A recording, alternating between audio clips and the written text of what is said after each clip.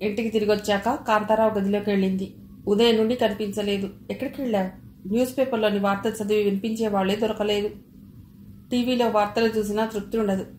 పేపర్లోని వార్తలు తెలుసుకునేదాకా ఒక్కటే ఆరాటంగా ఉంటుంది. ఓ కాఫీ కప్పు తీసుకొచ్చి పేపర్ చదువు అన్నాడు కాంతారావు.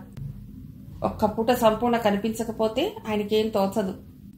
ఆదివారం నాడు సంపూర్ణ ఇంటికి వెడితే తను ఏమీ తోచక వెళ్లాలని బయలుదేరతాడు. కూతురు కసురుకున్నట్టు మాట్లాడటంతో ఆ ప్రయత్నం మానుకుంటాడు. ఆ అమ్మాయి ఎక్కువసేపు తన గదిలోనే ఉండి తను చెప్పే కబుర్లు వినాలని ఆరాటపడతాడు. మందుల పెట్టెలోని మందులు ఇవ్వాలన్నా, భోజనం చేసేటప్పుడు తనకు ఏం కావాలన్నా ఆ అమ్మాయి పక్క నుండి వడ్డించవలసిందే. ఆ అమ్మాయి మీదే ఎక్కువ ఆధారపడతావెందుకు? ఇంట్లో వేరే పని మనుషులు ఉన్నారుగా. నువ్వు పిలిస్తే నీ మనవరాలు అన్నపూర్ణ వచ్చి నీకు కావాల్సింది ఇవ్వదు అంటుంది దుర్గమ్మ అప్పుడప్పుడు. సంపూర్ణని చూస్తే జాలేస్తుందే. వాళ్ళ నాన్న వ్యాపారం బాగా ఉన్నట్లయితే మనలాగే ఆ పిల్ల దర్జాగా బతికేది.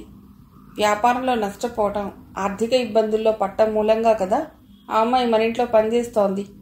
మనతో సమాన స్థాయిలో ఉండవలసిన పిల్ల పని మనిషిలా మారిపోయింది. తండ్రి మాటలు రుచించవు దుర్గమ్మకు. కాంతారావుకు తను మదనపల్లె వెడుతున్న సంగతి చెప్పింది సంపూర్ణ. చిన్న వయసులో నీకు క్షయ రావటం ఏమిటి? మనిషిని చూస్తే గుమ్మడికాయలా నిండుగా ఉన్నావు. ఎప్పుడూ దగ్గినట్లు గాని, జ్వరం వచ్చినట్లు గాని లేదు సంశయంగా అన్నాడు కాంతారావు. రాత్రిపూట ఎక్కువగా దగ్గు వస్తున్నదండి. జ్వరం కూడా వస్తున్నది. నేను వేరే గదిలో పడుకోవటం వల్ల మీకు నేను దగ్గుతున్నట్లు తెలియటం లేదు అంది సంపూర్ణ. శానిటోరియంలో చేరటమే ఉత్తమం. ఎంత ఖర్చైనా పర్వాలేదు. మంచి వైద్యుణ్ణి సంప్రదించు. వైద్యానికి అయ్యే ఖర్చు మేం భరిస్తాం. నువ్వు తొందరగా కోలుకుని ఇంటికి తిరిగి రావాలి. అదే నేను కోరుకునేది అన్నాడు కాంతారావు. మంచి మనసుతో ఆయన అన్న మాటలకు కదిలిపోయింది సంపూర్ణ. శిరస్సు వంచి ఆయనకు పాదాభివందనం చేసింది. తండ్రికి చెల్లెళ్లకు కూడా చెప్పింది. అందరికంటే పున్నారావుకు ఎక్కువ దిగులు వేసింది. నేనొస్తానమ్మా నీతో పాటు అన్నాడు పున్నారావు కూతురితో. వద్దు, మీరు రావాల్సిన అవసరం లేదు. అక్కడ మీరు ఉండలేరు. ఏ ఇబ్బంది లేకుండా గోపాలరావు గారు అన్ని ఏర్పాట్లు చేస్తున్నారు అంది తండ్రికి నచ్చజెప్తూ. తండ్రికి అబద్ధం చెప్తున్నానని ఒక పక్క బాధపడిందామె. తోడు ఎవరూ లేకుండానే మదనపల్లి వెళ్ళింది సంపూర్ణ. గోపాలరావు ముందు వచ్చి అన్ని ఏర్పాట్లు చేయడంతో పెద్దగా ఇబ్బంది పడలేదు. నర్సింగ్ హోంలో చేరింది. సింగిల్ బెడ్ ఉన్న చక్కటి గది ఇచ్చారు. కిటికీలో నుండి చూస్తుంటే దూరంగా దట్టంగా చెట్లు, కొండ కనిపించాయి. నర్సింగ్ హోంలో అన్ని డెలివరీ కేసులే. ఎక్కువ రూముల్లో ప్రసవించిన తల్లులే కనిపించారు. మెడికల్ ప్రాబ్లమ్స్తో 8వ నెల గర్భంతో ఉన్నవాళ్లు 2-3 తప్పితే 5-6 నెలల ముందు నర్సింగ్ హోంలో చేరిన వాళ్ళు ఎవరూ లేరు, సంపూర్ణ తప్పితే. ఎన్నో నెల? ఎందుకు ముందే వచ్చి చేరావు? మీ వారు రాలేదేమిటి? మీ వాళ్ళు ఎవరూ తోడలేరా? ఆడవాళ్లంతా చుట్టూ మూగి వచ్చిన రోజు యక్ష ప్రశ్నలు వేశారు. ఆ తర్వాత ఎవ్వరూ సంపూర్ణను పట్టించుకోలేదు. ఎందుకైనా మంచిదని మంగళసూత్రం మెళ్ళో వేసుకుంది. పెళ్లిగాని పిల్ల బిడ్డను కనబోతున్నదని అందరూ అనుకుంటారేమోనని. ఎప్పుడో సంతోష్ ప్రజెంట్ చేసిన ఉంగరం వేలుకు తొడిగింది. ఏ పని లేకుండా హాయిగా మంచం మీద పడుకోవటం, వేళకు మంచి ఆహారం తీసుకోవటం బాగానే ఉందనిపించింది. ఏం తోచినప్పుడు వేరే రూమ్లకు వెళ్లి పిల్లలను ఆడించేది. పిల్లలను ఆడించటంలో ఎంతో ఆనందాన్ని పొందేది. ఇంటికి తరచూ ఉత్తరాలు రాస్తూ ఉండేది. తన ఆరోగ్యం రోజురోజుకు కుదుటపడుతున్నదని, త్వరలోనే తిరిగి వచ్చేస్తున్నట్లు రాసేది. తన గర్భం గురించి ఒక్క ముక్క రాసేది కాదు. పెద్దాయన కాంతారావు ఆరోగ్యం జాగ్రత్తగా చూసుకోమని ఓ ఉత్తరం రాస్తే ఎంతో ఆనందపడింది. ఆమెను బాధించిందల్లా ఒకే ఒక్క విషయం.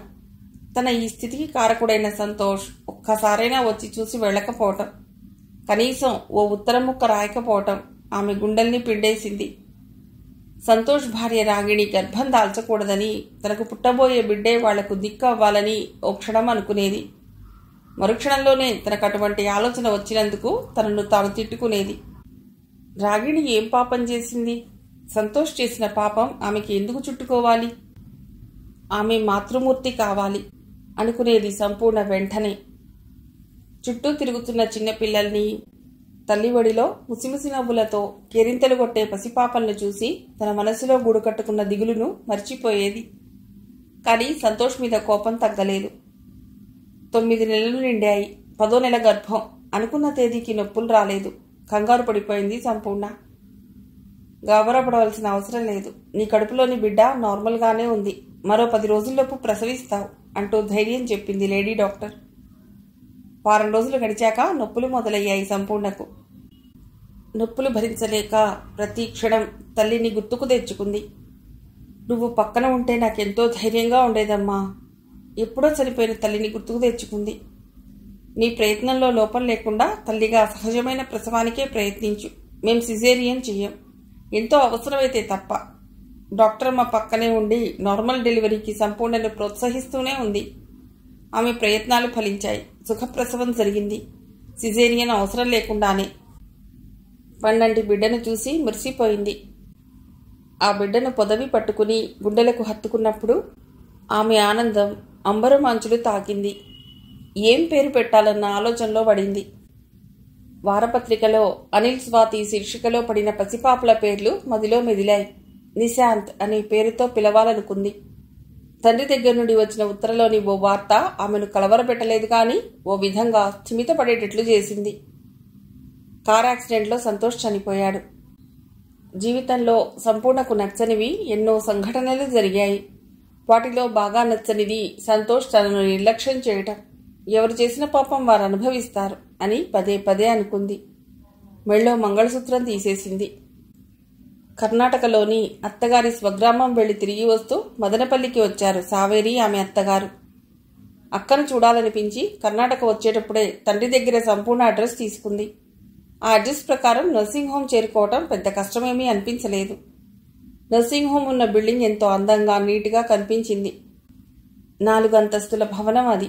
ఏ ఫ్లోర్లో చూసినా పసిపిల్లల్ని ఎత్తుకున్న స్త్రీలు, నిండు గర్భిణితో ఉన్న స్త్రీమూర్తులు కనిపించారు. క్షయరోగ లక్షణాలు ఉన్న వాళ్ళెవ్వరూ కనిపించలేదు. అందరూ ఆరోగ్యంగా కనిపించారు.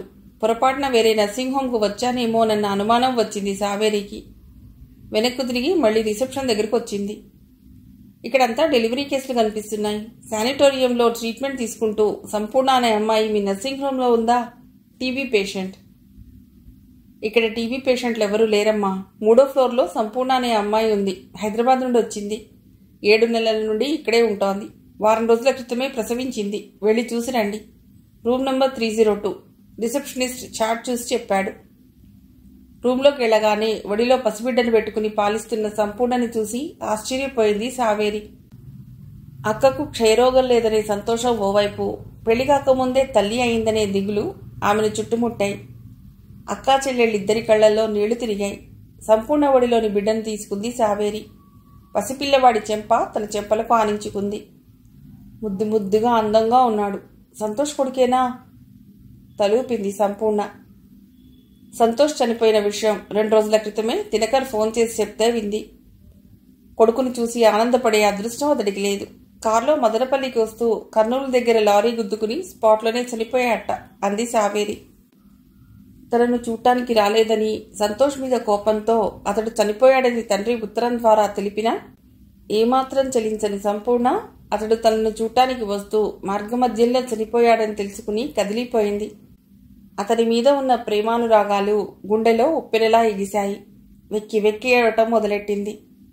పక్క రూంలోని వాళ్లు వచ్చి గుమిగూడారు. పసిబిడ్డకు ఏమైందోనని కంగారు పడ్డారు.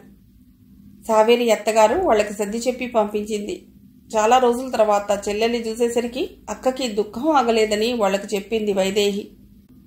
తల్లి బిడ్డను సముదాయించినట్లుగా అక్కను తన ఒడిలో పొదుపుకుని ఆమె వెన్నుని విరింది. అసలు ఇంత దూరం ఎందుకు వచ్చావే? నీకు వచ్చిన కష్టం మాకు చెప్పినట్లయితే మా ఇంట్లోనే ఉంచుకునేదాన్ని కదా. జరిగిందేదో జరిగిపోయింది. నువ్వేం బాధపడకు, మేమున్నాం కదా అంది సావేరి అక్కను అనునయిస్తూ. వైదేహి కూడా సంపూర్ణకు ధైర్యం చెప్పింది. తప్పులు అందరూ చేస్తారు. సరిదిద్దుకోవటంలోనే ఉంది మనిషి గొప్పతనం. జీవితాన్ని సరిదిద్దుకునే ప్రక్రియకు ముగింపు లేదు, చివరి శ్వాస వరకు. నీకేం భయం లేదమ్మాయి. నీ కొడుకును మేం పెంచుకుంటాం. ఏ లోటు రానివ్వం. నువ్వు చక్కగా నీకు నచ్చిన వాడిని పెళ్లి చేసుకో అంది వైదేహి. గోపాలరావుకి తనకు మధ్య జరిగిన వడంబడిక గుర్తుకొచ్చింది. బాబును శిశువిహార్ వాళ్ళకి అప్పగించాలి. వాళ్ళెవరికో ఒకరికి దత్తత ఇచ్చేస్తారు. సంతోష్ రక్తం పంచుకుని పుట్టిన బిడ్డ అని ఎవ్వరికీ తెలియకూడదు. ఆ కుటుంబానికి చెడ్డ పేరు రాకూడదు. సంతోష్ అక్రమ సంబంధం పెట్టుకున్నాడన్న మచ్చ రాకూడదు. ఆ బిడ్డని సావేరికి ఇచ్చేస్తే నష్టమేముంది? శిశువిహార్ వాళ్ళ దగ్గరే అడాప్షన్ తీసుకుంటుంది. తన బిడ్డ సావేరి దగ్గర ఉంటే తన కళ్ళ ముందు ఉన్నట్లే. మరో వ్యక్తికి తన హృదయంలో స్థానం లేదు. మళ్ళీ పెళ్లి చేసుకోదు తను. కొన్నాళ్లు సావేరి దగ్గర బిడ్డ పెరిగాక తను తీసేసుకుంటుంది. సావేరికి పిల్లలు పుడితే అదే తన బిడ్డని తనకు తిరిగి ఇచ్చేస్తుంది. సన్నిహితులు చుట్టాలకు బిడ్డను అడాప్షన్ ఇవ్వటానికి శిశువిహార్ వాళ్లకు అభ్యంతరమేమీ ఉండదు. గోపాలరావు గారికి ఇచ్చిన మాట ప్రకారం బిడ్డను శిశువిహార్కి అప్పగించటమే తన బాధ్యత. అన్ని విషయాలు వివరంగా సావేరికి వైదేహికి చెప్పింది సంపూర్ణ. 4 రోజులు గడిచాక దినకర్ను తీసుకుని తిరిగి వచ్చింది సావేరి. భార్యాభర్తలు ఇద్దరూ శిశువిహార్లో సంతకాలు పెట్టి బిడ్డను తీసుకుని హైదరాబాద్ వెళ్ళిపోయారు. మరో 10 రోజులు నర్సింగ్ హోంలో ఉండి సంపూర్ణ కూడా హైదరాబాద్ వచ్చేసింది. గోపాలరావుకు ఓ గట్టి నమ్మకం ఉంది. ఏ పని తలబెట్టినా దిగ్విజయం అవుతుందని, ఏ ప్లాన్ అయినా చాలా పర్ఫెక్ట్గా ఎగ్జిక్యూట్ చేస్తాడని బిజినెస్ సర్కిల్లో పేరుంది. కానీ తను వేసిన ప్లాన్ తల్లకిందులయ్యింది. సంతోష్ని సంపన్న కుటుంబంలోని అమ్మాయికిచ్చి పెళ్లి చేశాడు. కోడలు వరంగల్లో బాగా పేరున్న గైనకాలజిస్ట్. కోడలు గర్భవతి అయిందని తెలిసి ఎంతో సంతోషపడ్డాడు. కోడలు గర్భవతి అయిన సమయంలో సంపూర్ణ కూడా నిలతప్పిందని, కొడుక్కు ఆమెకు అక్రమ సంబంధం ఉందని తెలుసుకుని ఖిన్నుడయ్యాడు. సంతోష్ ఇబ్బందుల్లో పడకుండా ఉండాలని సంపూర్ణని హైదరాబాద్ నుండి మదనపల్లి పంపించేశాడు. ఆమెకు పుట్టబోయే బిడ్డను అక్కడే వదిలించుకురావాలని షరతు పెట్టాడు. కోడలికి పుట్టబోయే బిడ్డ మగబిడ్డని తెలిసి ఇంకా సంతోషపడ్డాడు. ఆ సంతోషం ఎన్నో రోజులు నిలవలేదు. 7వ నెల గర్భమప్పుడు బిడ్డ తల్లి కడుపులోనే చనిపోయింది. రాగిడికి ఆపరేషన్ చేసి చనిపోయిన బిడ్డను బయటికి తీసి తల్లి ప్రాణాలు కాపాడారు. మనోవేదనకు గురిచేసే మరో సంఘటన జరిగింది. కారు యాక్సిడెంట్లో ఒక్కగానొక్క కొడుకు చనిపోవటం. కొడుకు చనిపోయినా రాగిణి బిడ్డ బతికి ఉన్నట్లయితే కనీసం వంశోద్ధారకుడు మిగిలాడని కొంతవరకైనా సమాధానపడేవాడు. వారసుడు లేకుండా వంశం అంతరించబోతున్నది. కూతురికి 2 కొడుకులున్నారు, కానీ వాళ్ళు తన గోత్రీకులు కారుగా. వరంగల్ వెళ్ళినప్పుడు మరికొన్ని సంగతులు తెలిసాయి. రాగిణి సంతోష్లు ఎప్పుడూ కీచులాడుకుంటూ ఉండేవారట. పెళ్లికి ముందే తనతో చదువుకున్న డాక్టర్ని రాగిణి ప్రేమించిందిట. తన ప్రేమ వ్యవహారం తండ్రికి తెలిసి ఆ అబ్బాయిని చితకబాదాట. బలవంతంగా రాగిణిని పెళ్లికి ఒప్పించారట. ఇప్పుడు సంతోష్ చనిపోవటంతో రాగిణి తను ప్రేమించిన అబ్బాయిని పెళ్లి చేసుకోవటానికి తండ్రి అనుమతి కోరటం, తండ్రి ఒప్పుకోవటం జరిగిపోయింది. రాగిణి కుటుంబానికి గోపాలరావు కుటుంబానికి సంబంధం తెగిపోయింది. భుజానికి బ్యాగ్ తగిలించుకుని ఇంట్లోకి వస్తున్న సంపూర్ణ కనిపించింది. Welcome to Vaibhav villa. Durgamma గారి భవనం నిన్ను ఆహ్వానిస్తుంది అన్నాడు నవ్వుతూ. గోపాలరావు మాటల్లో తేడా పసిగట్టింది సంపూర్ణ. ఆ మాటల్లో కొంత ఆప్యాయత, చనువు ద్యోతకమయ్యాయి. వెక్కిరిస్తున్నట్లు అనిపించలేదు. మొదటిసారిగా ఆ భవనంలో ఉండే హక్కు తనకు ఉందనుకుంది. గోపాలరావుకు నమస్కరించింది. అంతా సవ్యంగా జరిగినట్లేనా? ఆడబిడ్డ మగబిడ్డ? ఆతృతగా అడిగాడు. మగబిడ్డే, నిశాంత్ వాడి పేరు. గోపాలరావు మొహంలో ఆనందం తొంగి చూసింది. మరుక్షణంలోనే నిర్లిప్తత చోటు చేసుకుంది. మీరు చెప్పినట్లే దత్తత ఇచ్చేశాను. నాన్నగారికి కూడా ఈ విషయం తెలియకుండా జాగ్రత్త పడ్డాను అంది సంపూర్ణ నెమ్మదిగా. బాబుని నీ వెంట తెచ్చుకోవలసింది. మీకు ఏ లోటు లేకుండా ఏర్పాట్లు నేను చేసేవాణ్ణి కదా. కన్న కొడుకుని వదిలి ఎలా ఉంటావో. ఆమె కొడుకు తనకు మనవడవుతాడన్న భావన గోపాలరావును ఊపేసింది. తను మదనపల్లి వెళ్లి ఆ అబ్బాయిని చూసి వచ్చినట్లయితే బాగుండేది అనుకున్నాడు మనస్సులో. దత్తత ఇచ్చినట్లు రాసుకున్న పత్రాలు గోపాలరావుకు చూపించింది. ఆ పేపర్లు చూసి సంతృప్తి చెందాడు. మా కుటుంబం కోసం గొప్ప త్యాగం చేశావు. చనిపోయిన మా అబ్బాయి పరువు ప్రతిష్టలు కాపాడే భారం నీదే అన్నాడు గోపాలరావు ఆమె తల నిమురుతూ. సంపూర్ణ తన గదిలోకి వెళ్ళాక ఆమె ఇచ్చిన దత్తత కాగితాలు మరోసారి చూశాడు గోపాలరావు. సావేరి పేరు చూసి ఈ పేరెక్కడో విన్నట్లుందే అనుకున్నాడు. తనది కంప్యూటర్ బ్రెయిన్. ఒక్కసారి ఓ మనిషి వివరాలు మెదడు పొరల్లో ముద్రపడితే మళ్ళీ ఆ మనిషిని మర్చిపోలేడు. ఈ సావేరి ఎవరబ్బా? తరచి తరచి ప్రశ్నించుకున్నాడు. ఓ 5 నిమిషాల తర్వాత స్ఫురించింది. మొట్టమొదటిసారి ఇంటికొచ్చినప్పుడు సంపూర్ణని వెంటబెట్టుకు వచ్చింది సావేరీనే. ఆ అమ్మాయి టీవీలో మాట్లాడటం కూడా చూశాడు. చిక్కడపల్లిలో రోడ్డు ప్రమాదంలో ఓ స్త్రీ చనిపోతే రోడ్డు ప్రమాదంలో చనిపోలేదు, ఎవరో కుర్రవాడో ఆమెను వ్యాన్ కింద తోసేశాడని టీవీ యాంకర్తో చెప్పింది ఆ అమ్మాయి. సంతోష్ కొడుకు కనుమరుగవ్వలేదు. సంపూర్ణ తెలివైంది. చెల్లెలికే కొడుకుని దత్తత ఇచ్చింది, తన కళ్ల ముందు ఉంటాడని. అన్నీ మన మంచికే. తను ఎప్పుడన్నా ఆ బాబును చూడాలన్నా చూసే అవకాశం ఉంది. సంపూర్ణ మంచి పనే చేసింది. ఆ విషయం తనకు తెలియనట్లే ఉండాలి. స్థిమితపడ్డాడు గోపాలరావు. కోడలు రాగిణి సవ్యంగా ప్రసవించి కొడుకును కన్నట్లయితే సంపూర్ణ కొడుకు గురించి ఆలోచించేవాడు కాదేమో. ఆమె చెల్లెలికి దత్తత ఇచ్చినందుకు, గుట్టుచప్పుడు కాకుండా ఆ బిడ్డను చెల్లెలి ద్వారా హైదరాబాద్ తీసుకువచ్చినందుకు సంపూర్ణ మీద మండిపడి ఉండేవాడు. ఇంట్లో ఒక్క క్షణం ఉండలేకపోయాడు. నిశాంత్ని చూడాలనిపించింది. కారు తీసుకుని స్వయంగా డ్రైవ్ చేస్తూ పున్నారావు ఇంటికి వచ్చాడు. మీ అల్లుడు దినకర్ సొంతంగా బిజినెస్ చేస్తున్నాడట్టుగా. దినకర్ ఫార్మా టర్నోవర్ 10 కోట్లకు ఎదిగిపోయిందిట. ఒక్కసారి అతడితో మాట్లాడాలనుంది.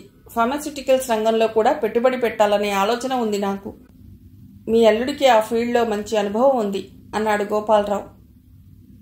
11 గంటలకు ఆఫీస్కి వస్తాడు. అప్పుడు వెళదాంలేండి అన్నాడు సంపూర్ణ తండ్రి పున్నారావు. మీ అల్లుడు గారి ఇల్లు కూడా నేను చూడలేదు. ఇంటికి వెడదాం పదండి. కారుందిగా, అరగంటలో వెడతాం. మధురానగర్కు కారులో వెళ్లారు.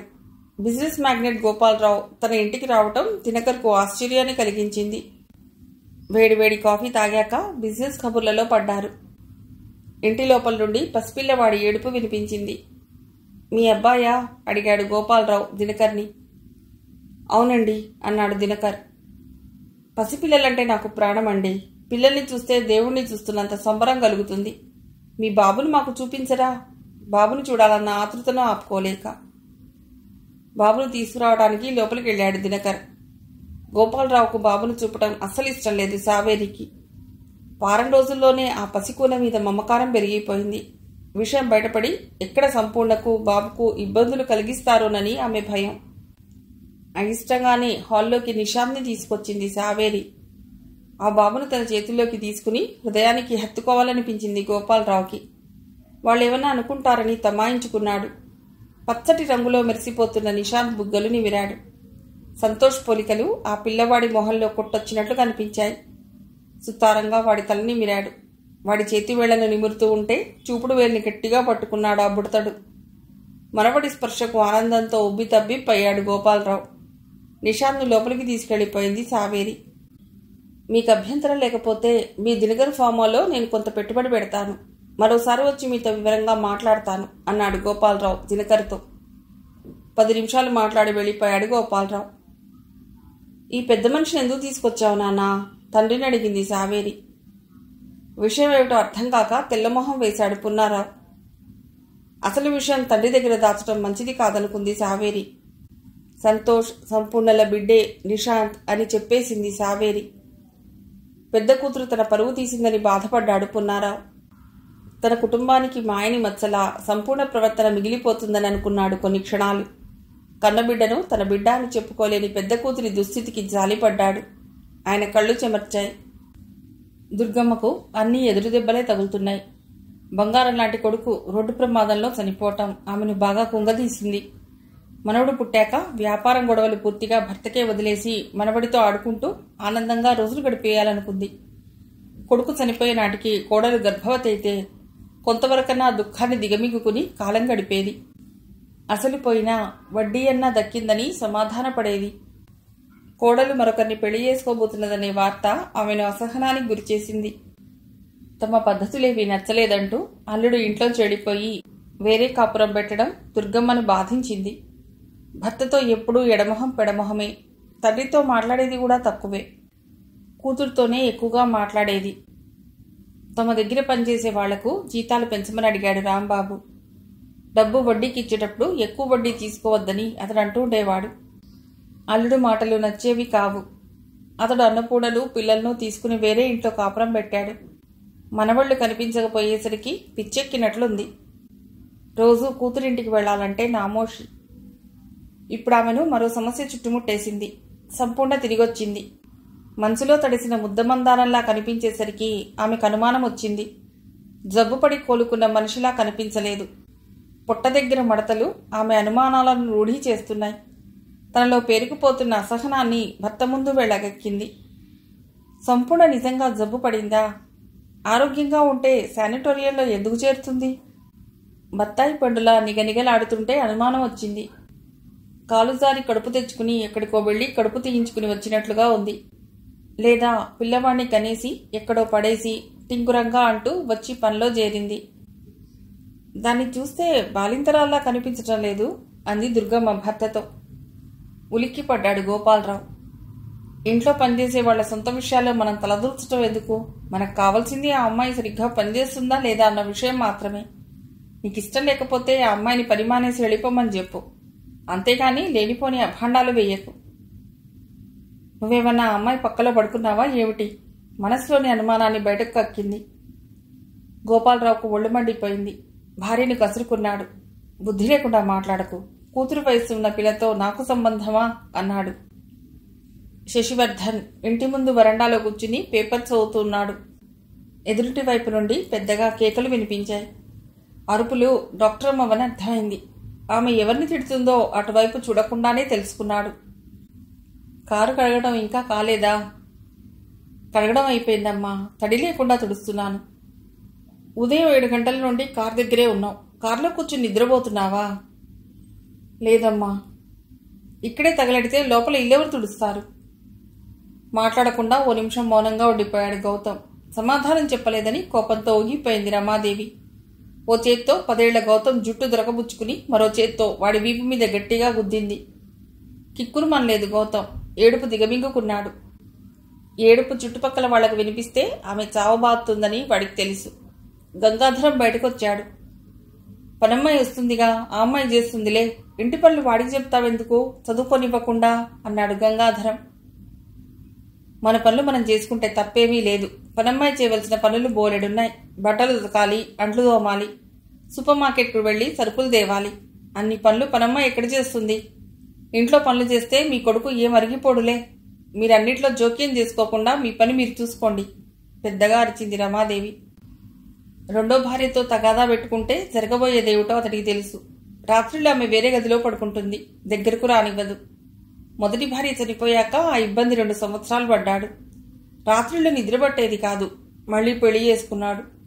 మొదటి భార్యకు పుట్టిన గౌతమ్ను ఆమె రాచి రంపాన పెడుతున్నా భరిస్తూ ఉన్నాడు. అతడితో పెద్ద తప్పు ఉంది. గౌతమ్ పుట్టాక వ్యాసెక్టమీ ఆపరేషన్ చేయించుకున్నాడు. రమాదేవిని పెళ్లి చేసుకునే ముందు ఆమెకు విషయం చెప్పలేదు.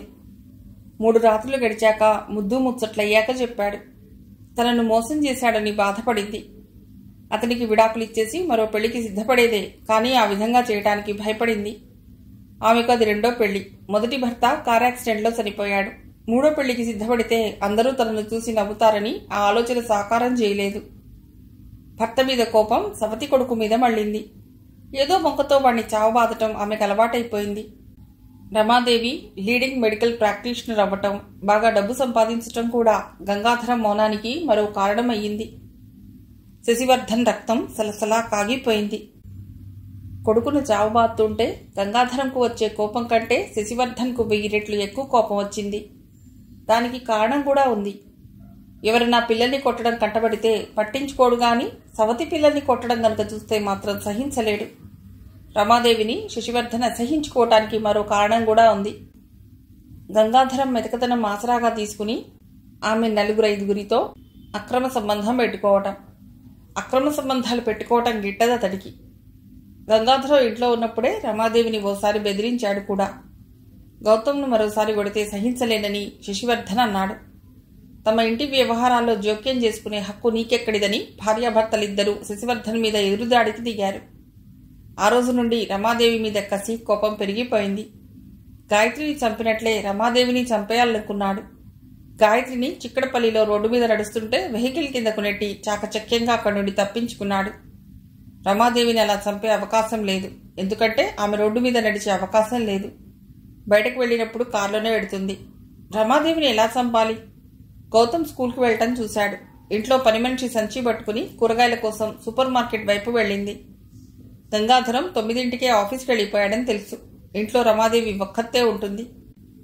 రోడ్డు మీద తననెవ్వరూ గమనించకుండా అటూ ఇటూ చూసి రమాదేవి ఇంట్లోకి చొరబడ్డాడు శశివర్ధన్. జేబులోని కత్తిని చేతితో ఓసారి తడుముకున్నాడు. మరింత ధైర్యం వచ్చింది. ముఖద్వారం తలుపుకు లోపలి వైపు బోల్డ్ వేయకపోవటం, ఇంట్లోకి రావటం దోహదపడింది. హాలు, కిచెన్, బెడ్రూంలో రమాదేవి కనిపించలేదు. నిరుత్సాహం ఆవరించింది కొన్ని క్షణాలు. బెడ్రూమ్కు అటాచ్డ్గా ఉన్న స్నానాల గదిలో నీళ్ల చప్పుడు వినిపించడంతో మళ్లీ అలర్ట్ అయ్యాడు. చప్పుడు చేయకుండా తలుపు దగ్గరే రాతి విగ్రహంలా నిలబడిపోయాడు. ఓ 5 నిమిషాల తర్వాత తలుపు తీసి తల తుడుచుకుంటూ బయటకు రాబోయింది.